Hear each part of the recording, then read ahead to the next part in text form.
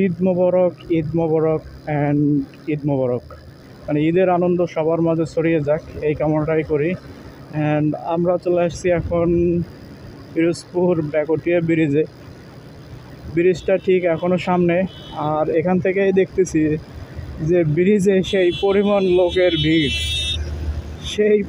লোকের ভিড়। মানে আমাদের মোটামুটি পিরোজপুর এলাকার ভিতরে যারা আছে তারা একবার হলেও এখানে একটা ঠু মেরে যাবে।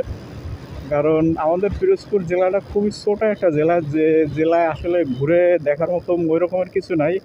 আছে শুধু দুই পাশে দুইটা ব্রিজ, অ্যান্ড যে ব্রিজ দুইটা একদম মানে কানায় কানায় পরিপূর্ণ, মানুষের ভিড় থাকে। সবাই সবার প্রিয় মানুষজনদের নিয়ে ঈদে চলে আসছে ঘুরতে। অ্যান্ড আমি একাই চলে আসছি শুধু আমার বাইকটাকে নিয়ে। সবাই নতুন জামা, জুতা, কাপড়, পোশাক সব কিছু নতুন নতুনটা পরে সবাই চলে আসছে ঘুরতে। ঈদের আনন্দটা আসলে এরকমের। আমি একটু আস্তে আস্তে যাই, কারণ আস্তে আস্তে গেলে ব্যাপারগুলো বেশ এনজয় করা যায়।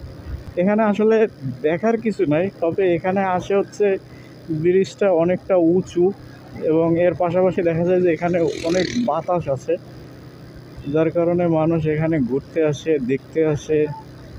আর একটা কথা আছে না, ফেমাস জায়গা বলে একটা ব্যাপার স্যাপার আছে না, জায়গায় কিছু না থাকলেও মানে জায়গার পপুলারিটির কারণেও মানুষ ঘুরতে আসে।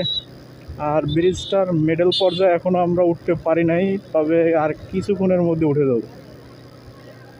আমরা এই যে মিডল পর্যায়ে শুটার কাছাকাছি চলে আসছি। সবাই ছবি টবি তুলতেছে।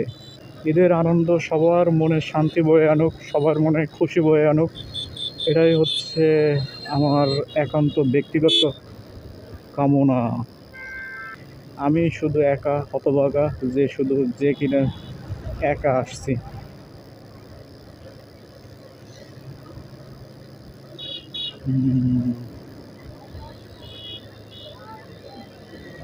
বেশ ভালো, সবার ঈদ খুব আনন্দের সাথে কাটতেছে। ভালো, ব্যাপারটা খুবই ভালো। একটা সময় ঈদের আনন্দের প্রতি ব্যাপক একটা আগ্রহ ছিল, এখন আর ওই জিনিসটা নাই। এখন শুধু ভিডিও করার জন্যই আসলাম এখানে, তা না হলেও আসতাম না এখানে। আর এইদিকে নিচে কিছু একটা আছে, কিন্তু নিচে ওইদিকে এখন যাব না। ওইদিকে গেলে সন্ধ্যা তো অলরেডি হয়ে গেছে, অ্যান্ড নামাজটা মিস হয়ে যাবে।